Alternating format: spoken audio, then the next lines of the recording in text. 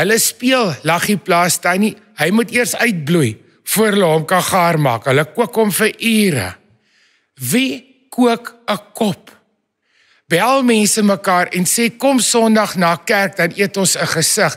Ek is buite my 7-jarige self. Ek begin hardloop na ons kar toe, maar kry nie die deur oop nie.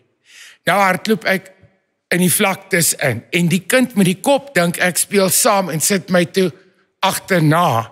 En ek hardloop vinnig, maar die groot opgooi is hier en ek kan nie help nie. Die vet kind kots, skree die seentjie. My pa kom haal my toe, vat my stoep toe, sit my neer.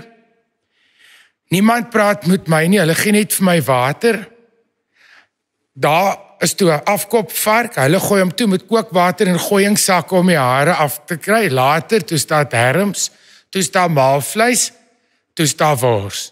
Ek praat nie, ek eet nie. En niemand lol met my nie, want hulle weet, die skade is permanent. 2 weke later, toe koop my ma vir my 'n klavier en vandag eet ek nie vleis nie.